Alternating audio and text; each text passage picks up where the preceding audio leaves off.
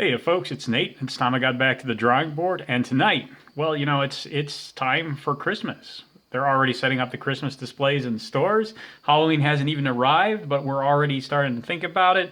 And so I brought you this. No, we're not talking about Christmas. But this is a book of illustrations by one Thomas Nast. And if you don't know who Thomas Nast is, you can see his name right there.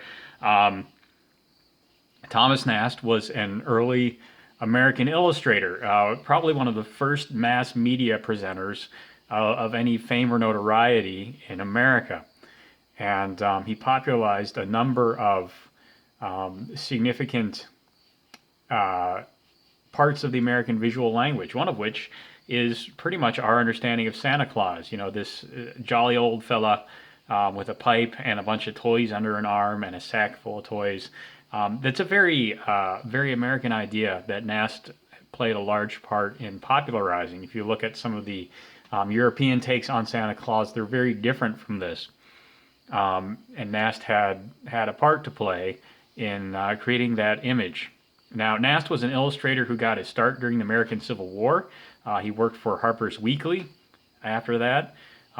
He did a number of really wonderful illustrations. One of my favorites from here is this Christmas Eve illustration, which, as you can see, is set during the Civil War. You have the wife at home praying for her husband who is out on the battlefield. There's real poignancy to this, and it's illustrations like that are really what Nast's bread and butter were in his early years. Has kind of a whimsical style, and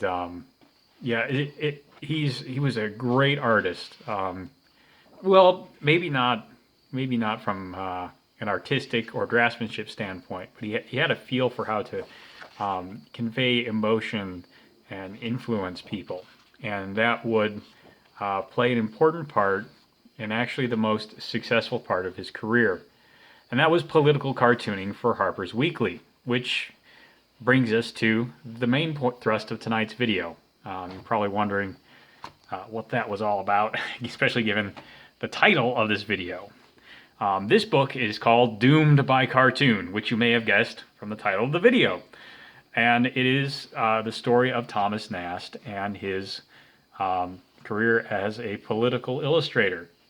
Now, I wanted to make this video because we are talking a lot in independent comics about politics and how it plays a part in entertainment. And it's interesting because today we feel like politics it can't be talked about and it only leads to division and yada, yada, yada. When in the 1870s, when Nast was at his height, politics was part of entertainment. It literally, you looked at politics as part of how you entertain people. Of course, mass media was much less of a thing. I've already referred to Nast as one of our first mass media artists and entertainers, and I believe that's very true. But you could get away from it. That's less true now, and I think there's a lot to talk about there, but there are lessons that we can learn from Nast. And the first one is, this was not the only thing he addressed. This gentleman that you see on the cover was William Tweed, who is the leader of a very corrupt political ring in the New York Tammany Hall, which I believe was the Democratic political headquarters in New York. And he stole huge amounts of money from the New York Treasury, and he did it all from behind the scenes. I don't think that Boss Tweed ever really had a significant role in the government of New York. He was just the head of the political machine, and he became very wealthy off of it. And one day Nast made it his personal mission to run Tweed out of power. Now, he wasn't the only person involved. There were a lot of other people working on this, but Nast had a big part to play. And this book kind of chronicles that. I'm not going to go through the book chapter by chapter, unless anyone, if people really want to see that, we can do that. We could make this the next book club. That's not really my point right now. What I'm getting at is the general arc of Nast's career. For starters, this wasn't the only thing he did. About 100 to 200 of his illustrations had tweed in them, and I believe he did a total of 22,000 for Harper's Weekly over the course of his 25-year career. It was a very small part of what he did. He did a lot of other things. That's one of the reasons why I showed that his Christmas illustrations to start with. He was a very versatile artist. He had other things that he was interested in. Oh, here we are. Here's the page I was looking for. Maybe it's the page before. 2,200 cartoons, approximately 140 of them pictured tweed.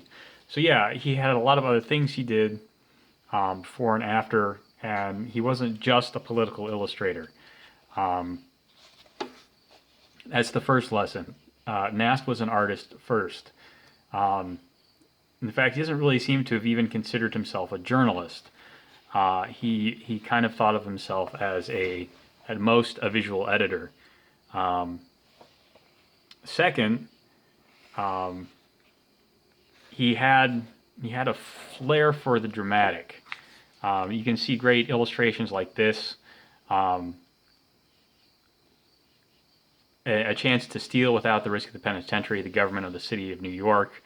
There's some pontificating there, but it's just text. And if you look at this illustration, this is a really fun illustration.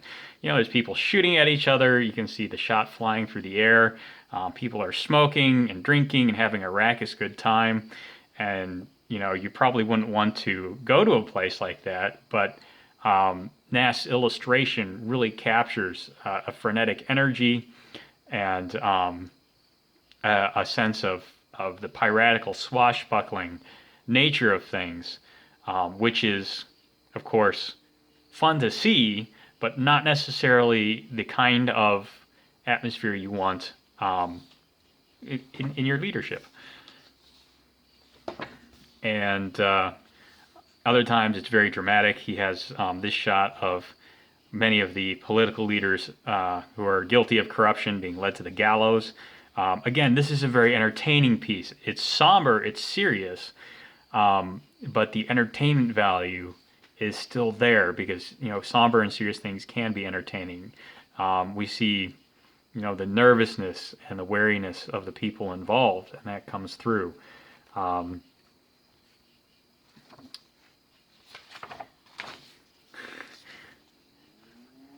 So yeah, Nast was an excellent illustrator. He understood his craft.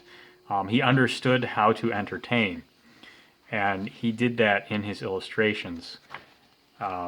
He had one, let me see if I can find it, called Excelsior, oddly enough, which was a very tongue-in-cheek tribute to the ever-increasing, ever-climbing heights of dishonesty and theft that Tammany Hall is going to.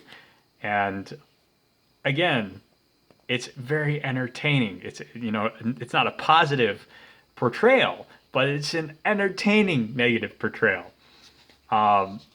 It's rarely preachy. He could wander that way, especially when Nast was famous for being anti-Catholic, and some of his anti-Catholic pieces were not so good. Oh, here's the cartoon index. Yes, this is what you want to do. You want to watch me go through the cartoon index. But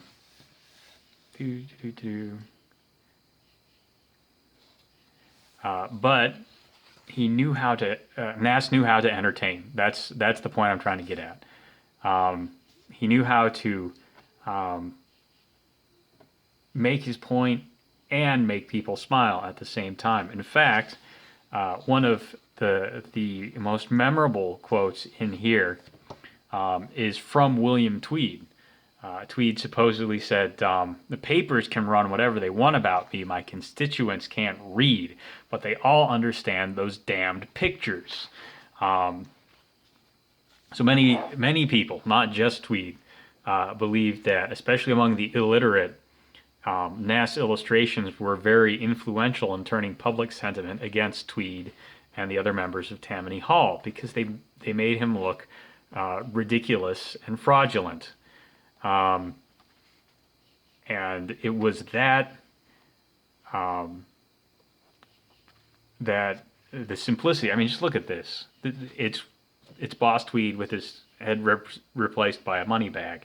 That's to show that's the only thing on his mind, right? And that kind of picture really gets its point across and sticks in your head long after what you read might have faded away. And yeah, this was at the heart of Tweed. At the heart of Nast's work. Another thing that he did is he was an excellent caricaturist. He really refined his technique. Now, he didn't always bring his A game. Some of these pictures are better than others. And later in his career, he was not always on point.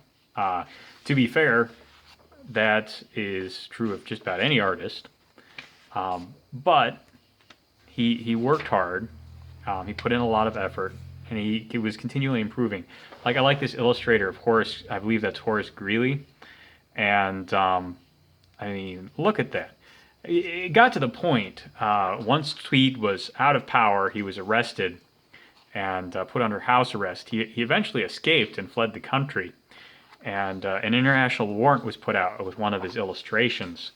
And Boss Tweed was actually identified from a Nast character drawing that was in Spain, where he was finally caught. So actually the policeman who made the arrest didn't even understand what Tweed was guilty of. This is the picture they used to identify Tweed. And look at that. That is a great... This was carved in a wood block. And he managed to get all that detail in. It's really, really impressive, all things considered. And so, yeah, this was enough like what William Tweed looked like that he could be identified from it. So entertainment and the craft of art was really at the heart of what made Nast so effective. That and an understanding of human emotions and how to move people, which is, I guess, a part of entertainment. You could put it under that. But I think, looking at his apolitical illustrations, like you see in this book here with his Christmas illustrations, and some of his other artwork, you can tell that Nast really understood that aspect of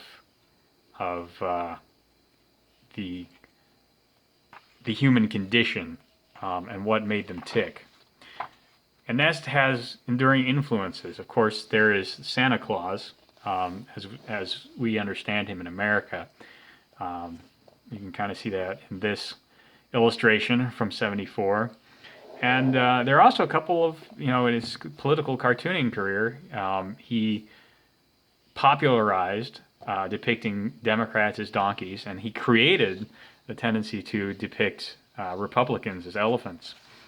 So he had a long-standing influence. He also paid a price.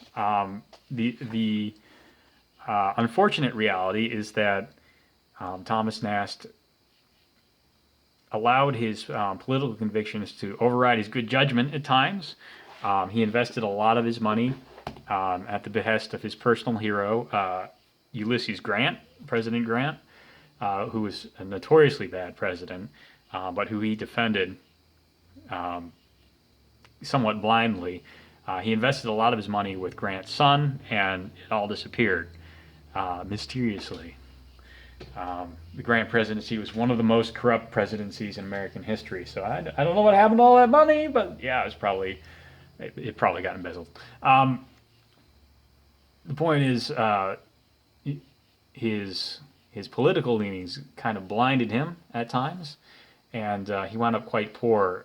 He had to, when he was 62, he took an ambassadorial position in Ecuador from Teddy Roosevelt, and he died of yellow fever shortly after arriving there, which is really unfortunate. Um, the world lost a good artist at that time, although his career was largely over at that point. Um, and, you know, he also paid a price as it was going on. The election of 1968 was hotly contested, and Nast firmly took the Republican side, partly because the Democratic candidate was a tool of Tammany Hall, and he knew that if they got their man for president elected, they would never be able to clean up the situation in New York. And so he weighed in really hard. Tweed, well, not Tweed personally, but Tammany Hall offered Nast $250,000, which was quite a lot of money at that time, to leave the country and just get out of Dodge, stop making illustrations, anything to stop beating them up in the press. Of course, he didn't take it, and he eventually had to have bodyguards to make sure no one tried to assassinate him. It's really, really quite surprising to think that a cartoonist had that level of animosity directed towards him, but he was quite influential in several presidential elections.